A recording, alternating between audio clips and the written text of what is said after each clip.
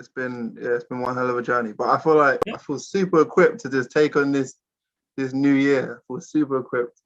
Me You know what I mean? too. Me So, too. Now let's talk about it. Did you check your fantasy? I didn't even check mine. I did. I was one of the people. I was checking my fantasy I like didn't as even check soon it. as the qualifying ended, as soon as the race ended. So I've got two teams on my fantasy. Should we just talk through like who we got on our fantasy real quick? I need to check mine. Yeah. Because I've got one in the league and I've got another one just like on the side. And the other one on the side has done pretty well.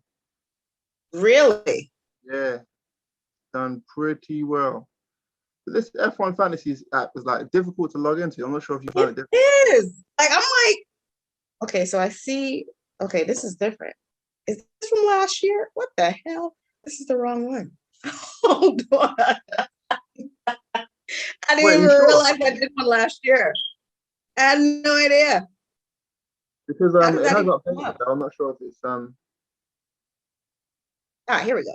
That makes sense. yeah. Yes. Yeah. I can't find my I am top of the league right now. I'm top of the Okay. table with 153 points. You got my boy Ola, he's got 152, and you got 110. I'm just glad I got some points. I'm impressed with myself. You're in the 100 bracket, so it's all good. But yeah, so who you got on your fantasy first? Let's break that down quick. All right. So I have, by the way, $100 million. Say again? I felt insulted. $100 million. I was like, what the hell am I supposed to do with that? Like, I have $100 million in the bank, but I was just, I was like, what the, like, who? What? We can't do nothing with $100 million. I know. It's crazy. All right, let's see. So I had Bottas, Perez, Norris. Yeah. Oh, Norris. Ricardo, Hamilton, and the team was Aston Martin. And that's literally because I had no money. Okay. All right, cool. I had Perez as well. God, Perez. Norris. Yeah, Norris. Then I had Leclerc, and I had like so I have Leclerc, but I have like I don't know what it is, but like you can get like extra points or make him like your captain or something like that. So like I got extra points. Yeah, so I got Leclerc. Then I got Alonso. Because Alpine, I don't know. I thought like Alpine's going to do some madness this year. And then I had Sainz. So I was like, I kept on hearing the news about Ferrari doing really good this year. So I was like, let me just get Sainz and Leclerc. And I had McLaren as my, constructor. It's funny because I was going to pick Charlie, as I like to call him. There's a viral video a couple of years ago. So like every time I hear someone with the name Charles or Charlie, I always default to that little boy's voice. Charlie picked me. Oh yeah. I wanted to, and I was like, I don't have no more money. So I literally was like, let me just go with Perez. That was like a last minute thing. What's so funny is that I feel like if you keep this team, like you never know what's gonna happen towards the end of the season. You know what I mean? So this team could be like crazy. That's what I love about Formula One.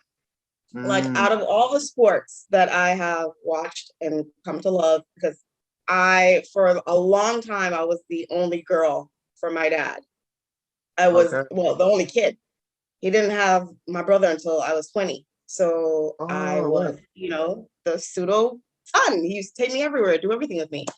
So I was really into sports and stuff growing up. But then when I got into high school here in the States, that wasn't like something that was, I guess, it was frowned upon for a girl to be that much into sports. Like it was not like, it was not a cool thing. Like you weren't getting like, like asked out on a date because you were wearing like a basketball jersey or something like that. In my experience. That's crazy. And it's not like, you know what I mean? You don't really have the confidence. Well, I didn't have the confidence back in the day to say, no, this is what I like. And I'm going to keep doing it. So I've stopped playing video games. I've stopped talking about sports. I've stopped doing shit like that to basically impress dudes because they would feel threatened. And I didn't understand that that's not the type of dude that I was supposed to try to be impressed. But all that stuff. So I remember growing up, I was really into Formula One, like hands down, rally racing, Formula One, NASCAR, anything that had to do with an engine, like that was just my thing. Like my dad used to ride a bike. What age were you? Like, how old are you when you were into it? So I was born there, and then I came to the United States at 7. But I was you were born where? In Jamaica. Okay. Yeah. Mm-hmm. I was lucky because my mom was living there, but my dad was living here. My mom and my stepdad. So I got to go back and forth. So I went to high school here, high school there, college here, college there, elementary school here, elementary school there. So I've had, that kind of duality and experience, if you will call it. But like when I left Jamaica and came to the States, and then there was a time when I was in high school, and I remember one day, my dad was we were watching some random thing on TV. I think it was golf. And then he switched to NASCAR. And then we always watched NASCAR, always watched F1 when I was a kid. And then all of a sudden, he said to me, he's like, you ever notice something about when you watch a race? I was like, what do you mean? Mm-hmm. He's like, the type of people that you see at the race. Mm-hmm. And I was like it had never crossed my mind.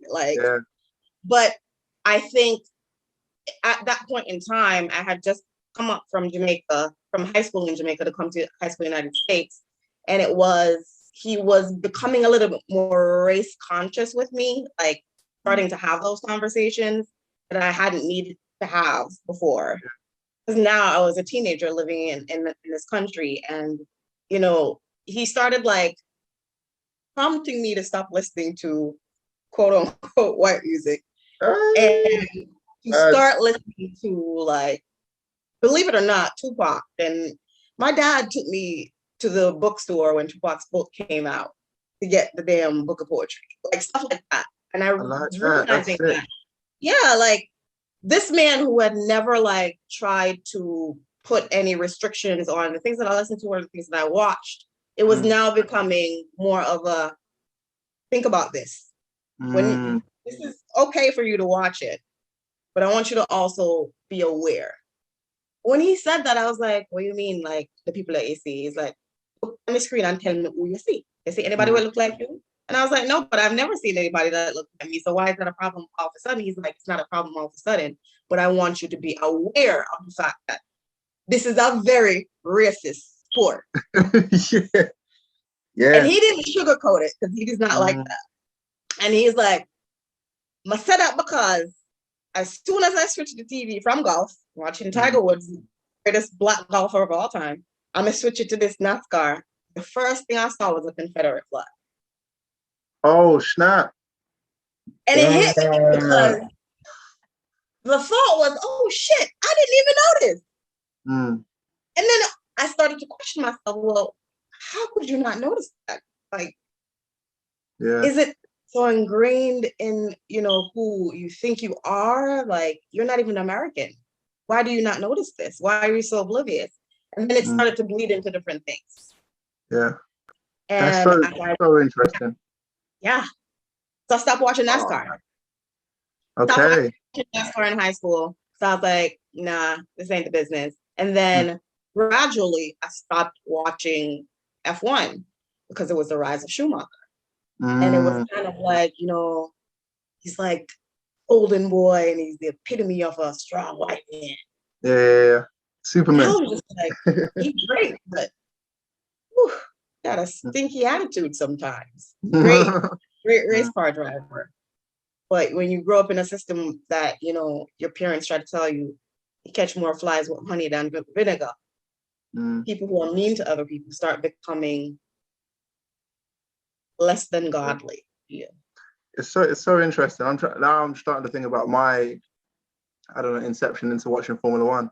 And I was one of those oblivious kids, like I would take to what I take to. It's like, I don't know, you try a sweet, I like it. You try, I don't know, vinegar, I don't like it. Do you know what I mean? So I knew I liked racing, but I knew I didn't like because I think it was loads of Michael Schumacher was winning everything. And I was getting annoyed. This guy keeps winning, there's no point. So I stopped watching. And that's basically the same with everything, really. All the sports I watched things that I felt like, oh, this is exciting, or things I just liked, whatever. But I definitely liked watching Formula One when Lewis Hamilton joined it. Yeah. And I was like, oh, there's a black guy in it. Do you know what I mean? There's someone that, do you know what I mean? Like, looks like. Exactly. You know what I mean? And I was like, yeah. oh, cool. And he's winning. And it's like, oh, shoot. And it's so mad. Had he not been in it, I don't think I would have had the perspective I have on Formula One. But yeah, like Lewis Hamilton is important because like it was something that my dad would just put on TV and we'd watch every now and then. But when Lewis Hamilton came, it was like a family affair. Like the whole family we ran the TV. Do you know what I'm saying? It's just like, I can see that. And it's like, and I was talking to my friend the other day about just random things that I liked watching as a kid. It's so ironic because like, I've never been to the States, but a lot of the TV shows and stuff I watched was from America because there weren't many British programs that had black people in it that I felt like, I can relate to this, or I'm trying to be like that person. Do you know what I mean? A lot of the shows that I watched from Fresh Prince or whatever, like, was like, that's someone I could be like or be friends with. You know what I mean? So yeah, they're starting. Well, Lewis Hamilton's trying to push it right now with like diversity and stuff, but it's just so important to have like representation. It's so important. It's so important. I mean, I remember it's crazy that you bring that up because when I started watching Formula One again, technically it wasn't because of Lewis. Like I remember that to this day. It was because of it. It was because of the damn Spice Girls. So I was obsessed with Red Bull back in the day. Like I used to drink like 2 or 3 Red Bulls a day. It's not because it gave me energy. It's because I just love the damn taste Red Bull. Even now, smelling it, I'm like, there's something about it. I don't know when. It's probably like from my college days, boy, because so that's funny. There was a time where, you remember when they're doing the extreme sports with Red Bull and they were used to do like parasailing. And so I used to watch all that crap. Like I am into big wave surfing and all that shit. And I remember one day randomly, I found out that Jerry Halliwell was married to Christian Horner. And I was like, oh, really? Well, now I'm like, Red Bull is doing, interesting things in Formula One. And it was just like, for me, that was exciting because, you'd have the teams that they've always been there. You have Ferrari, all these teams that, they know what they're doing. But then you had this brand new racing team that's coming out of nowhere that's basically about to take on the likes of Mercedes. And that shit actually made me excited. I was like, I should start watching this shit again. And I did, and it was exciting. And I was like, oh, Lewis is doing this. Because if I'm honest, no one in America is really paying attention to Formula One and Lewis Hamilton, like at all. Yeah. Like when I finally got back into F1, no one was really talking about him in the way that they needed to talk about him. It wasn't about him. It was more about him and the rivalry between him and Rosberg. And I just didn't get me.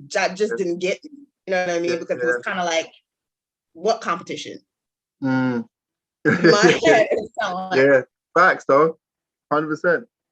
There's no competition. So the fact that they kept talking about it as something that, which now I actually get where Max Verstappen is coming from when he said unnecessary talking about rivalries in the Netflix series is what has him disinterested in it. That kind of turned me off.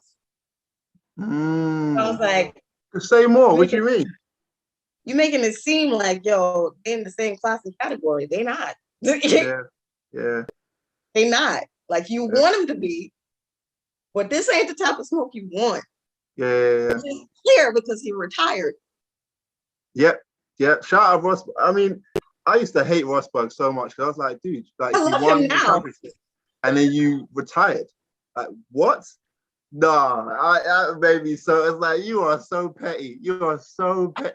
This guy won it and then retired and started being like talking about the races and stuff, like as a commentator, like But at the same time, friends in school that you used to play with them, and then when things didn't go their way, they just smashed up everything. I quit. I quit. I won. I died. Getting my shit and going home. But I will say this though about like Drive to Survive anyway, because one thing I've realized more so than ever from watching Drive to Survive is how it's not just about the drivers. Do you know what I mean? There's so many different things that go into it. So it's like, and for a long time, like it kind of confused me with things like Red Bull. I was like, why do they call Red Bull? Why don't they call them Honda? Do you know what I mean? Like, why do yeah, because they're like, why? It's Honda. I just never understood that. Yeah. It's so weird. It's like it's kind of disrespectful to Honda. But anyway, I digress. But yeah, no, so when I was watching like Drive to Survive and I heard about the rivalries, I didn't just see it as them talking about Lewis Hamilton and Verstappen. Because they're like Lewis Hamilton, as much as they, you know what I mean, might try and downplay his greatness, this guy is the greatest. You know what I mean? Like literally, like Michael Schumacher was the guy. And I remember being a kid and being like, no one's better than Michael Schumacher. If I was gonna buy like a toy car, I'd make sure it was red. So I was like, I want to be like Michael. You know what I mean? Like Michael Schumacher's the best, right? Like Lewis Hamilton's actually beat and matched every one of his records. Every single one. And it's like, so, but there's still like a debate. Have you ever noticed that? I think that's the only thing that makes me sense now. Like, okay, so you keep saying that man is the best, Formula One race car driver of all time. Don't get me wrong, Shumi. Like, nobody like Michael Schumacher. He's Formula One God, as far as I'm concerned. Like, part of the Holy Trinity. Yeah. For me, it's Senna, Michael Schumacher, and Lewis Hamilton. That's how it works for me, because that's the era that I grew up in. But at the same time, it's kind of like, no, it's Lewis Hamilton. You know what I mean? Like, I think we can't call him the GOAT because he's still in it. Do you know what I mean? I think people respect people once they come out. But when we look back, like, and another thing we don't really talk about, but I guess we can talk about it because we're black. Like, black people go into a white-dominated sport and are the best. Do you know what I mean? Basketball back in the day when it was all white people looked funky as hell. And then now we dominate. You were talking about Tiger Woods, the greatest. Talking about tennis. Do you know what I mean? The Williams sisters. It's everything. I can feel. Usain Bolt, Shelley and Fraser. You know what I'm saying? It's like Jamaican that's ever won in the Olympics. So it makes sense for them to downplay it. It's like, I understand if you are racist, why you kind of feel like, do you know what I mean? It's like, damn, another, do you know what I mean? There's a million white people, one black guy.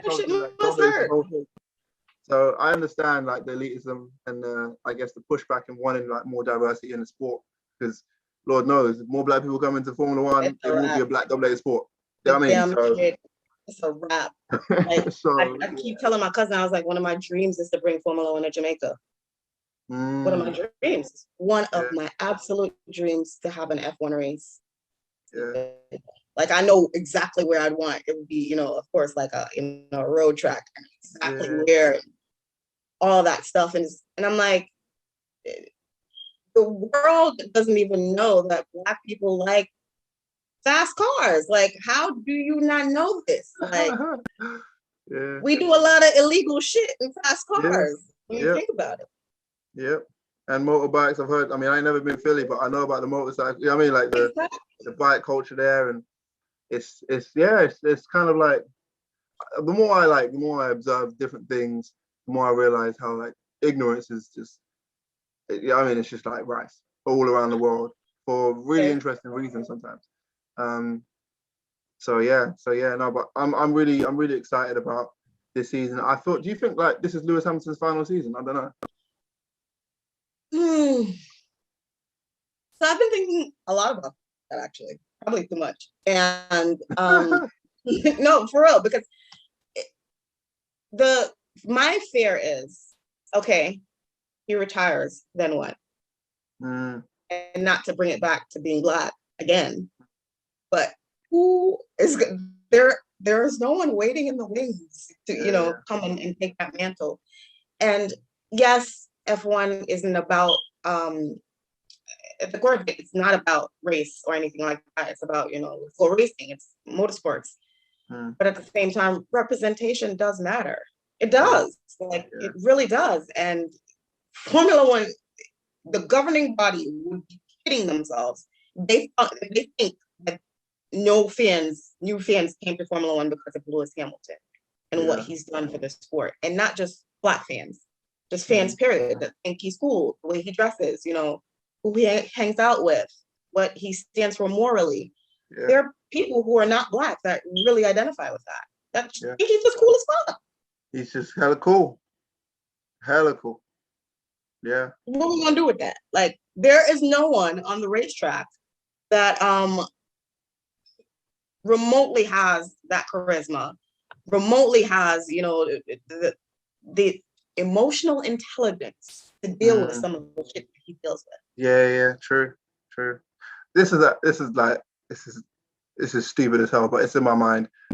One racing driver that surprised me, that I thought was really interesting, that I had no idea, I didn't know anything about him, was Yuki Tsunoda. Oh, yeah. I was like, Yuki Tsunoda's kind of funny. Like, he's kind of cool. It's funny as hell. The way he made Pierre laugh during Drive to Survive, that episode, I was like, oh my God. He's like, he said, I think I had a big fart or something. Yeah. It reminds me of someone like, I don't know, something like, I don't know, Fast and Furious. Remember Tokyo Drift? Remember that film? Like, one of the random characters like that. Like, this whole vibe is like Han's little brother or something. Like, literally. And the way he was like before. I hate working out. I was like, bro, I feel you. And also when he came in, and I didn't know anything about him, and he was crashing all the time, I was like, oh, this is another driver that's gonna be in and gone within 2 years. But after watching Drive to Survive, I was like, oh, this guy, I see where he's coming from and why he's crashing so much. Because he's trying to push. He's trying to push that car to the ends of the. I was like, bro, slow down. Even I can see that you're pushing this car too hard, and I'm nowhere near this car. Okay, like, calm down. Radio, like, I could go faster. I could do more. I was like, no, you can't. You can't. You cannot go any faster than you already.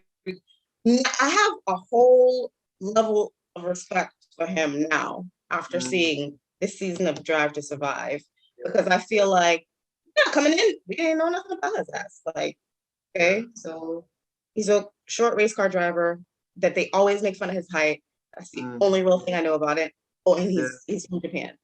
Yeah. You know what I mean? That's it. That's all I knew. And then coming into this season, I was like, Yuki's cool. He has a lot of personality. He's very dedicated to what he does, and he's passionate about it. I love that.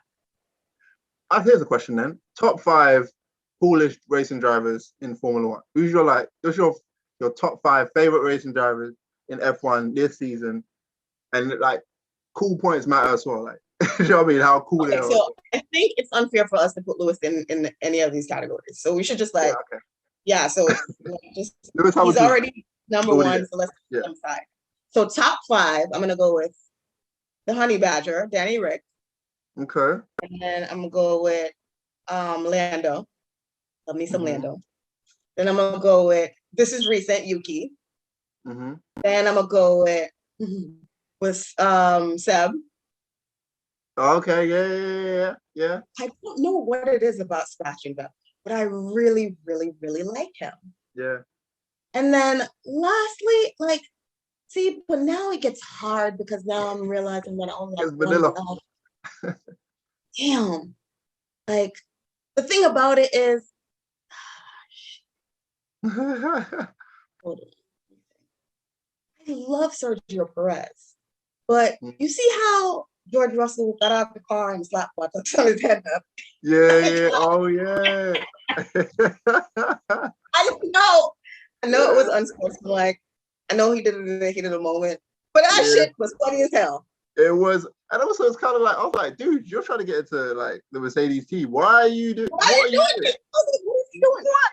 Yeah, it's crazy. I was like, did that just? Oh my God, what just happened? Yeah, it's crazy. Crazy. I was so shocked. Like when Valtteri said, like, I thought he was coming over to check if I was okay. I thought that's why he was going over there too. This guy said, what? I was like, okay. He just, he about that life.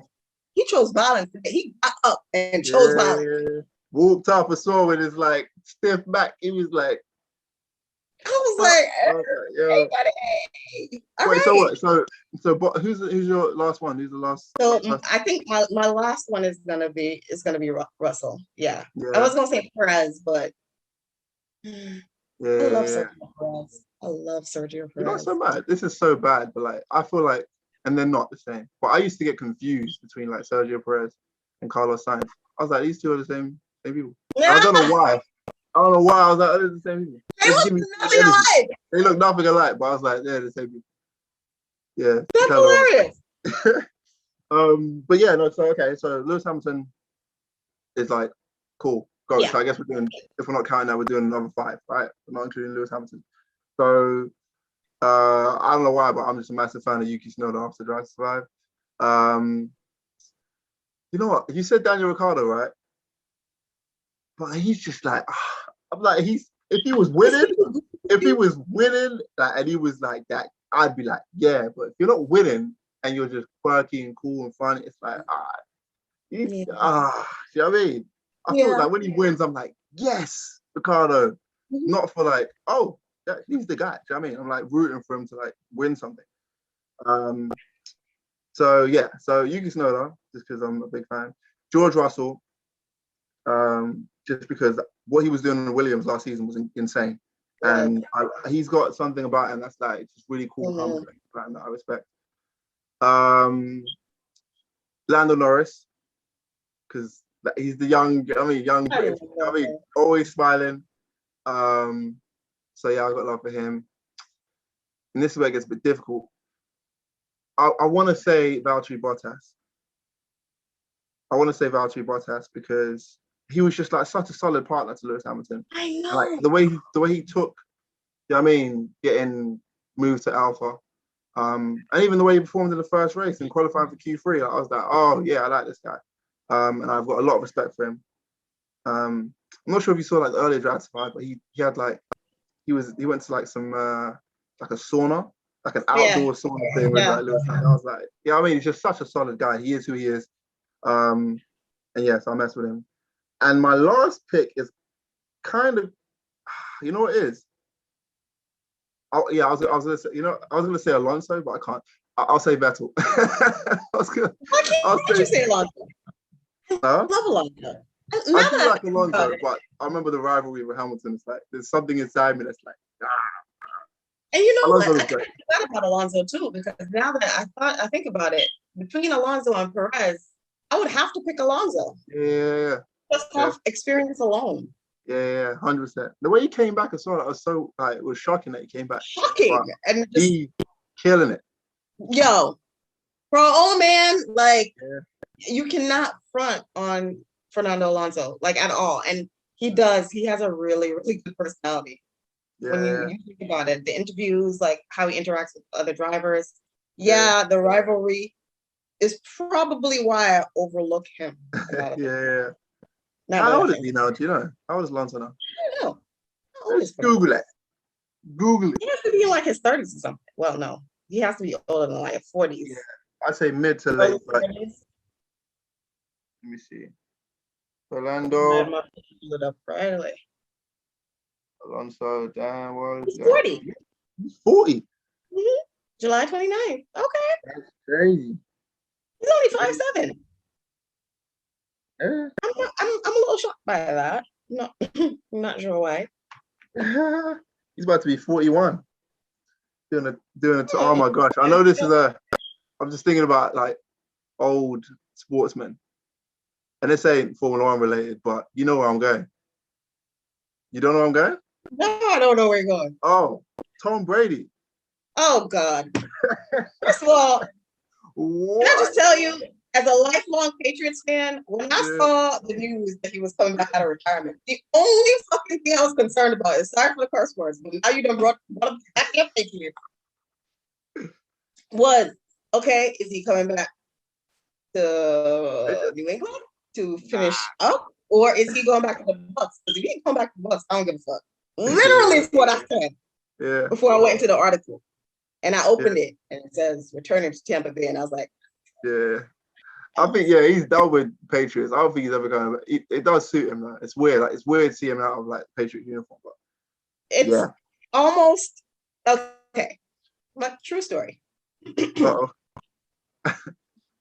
Way back in the day when I used to be really into football before I just could not reconcile the whole, it being the modern day vestiges of slavery.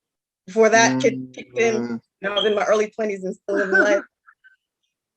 I was dating this guy and he invited me to the Super Bowl party. Mind you, before we get there, I say to him, I haven't lived in Boston in a while, and I've been the only Patriots fan in New York for a long time.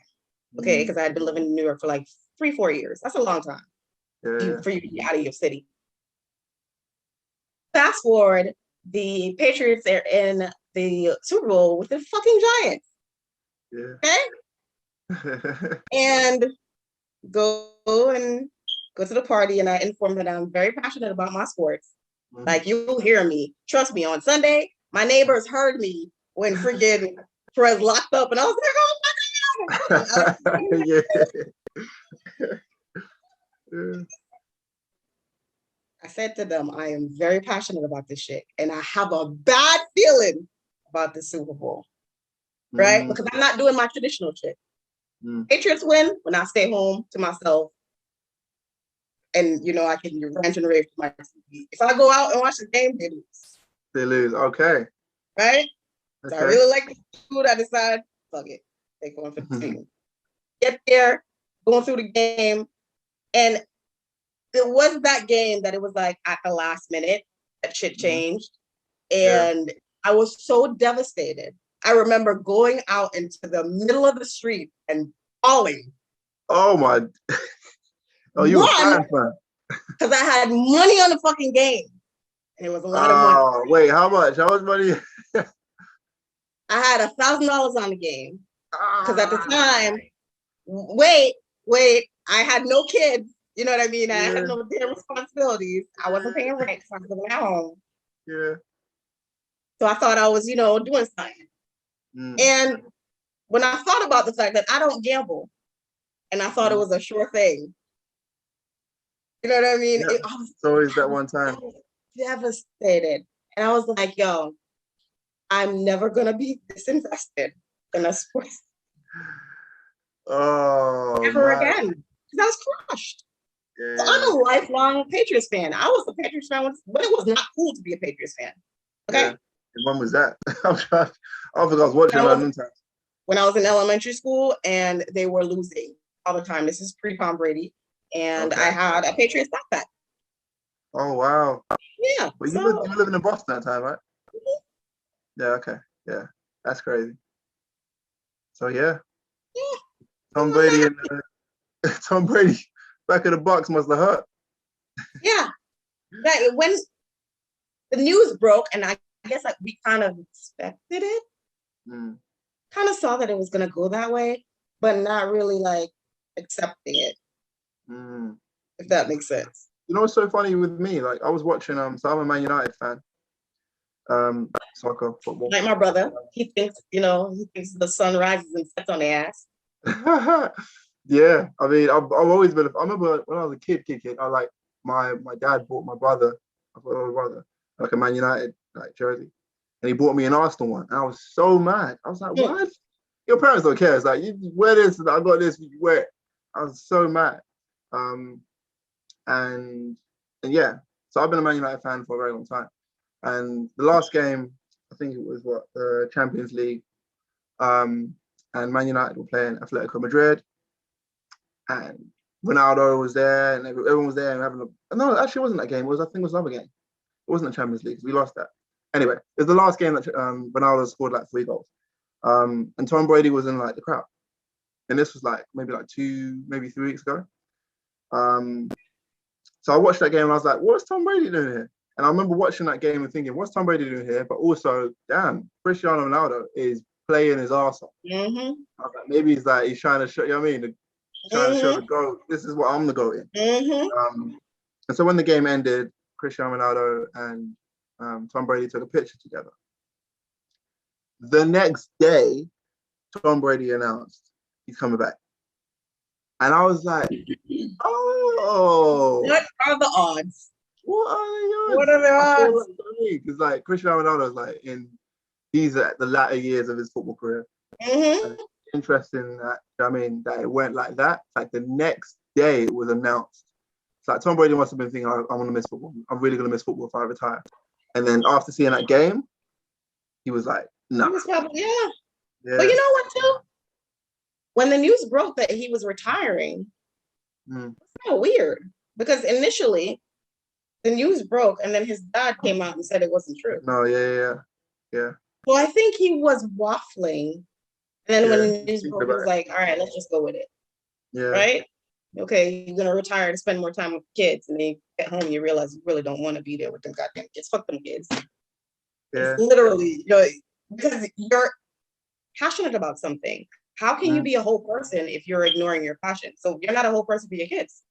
I completely understand what he's also, sorry, just real quick. I just wanted to say, like, I've noticed that the people that are passionate, but are also the best in their field, like, they find it so hard to, do you know what I mean? Michael Jordan was like, what? He's like, everyone that's like the GOAT, they find it so hard to like leave. And I feel like, bringing it back to Formula One, I feel like the same thing is going to happen with Lewis Hamilton. People are going to talk about him retiring and he's just not going to be doing it because it's like, yo, not only do I love this sport and I'm passionate about it, but I'm the best.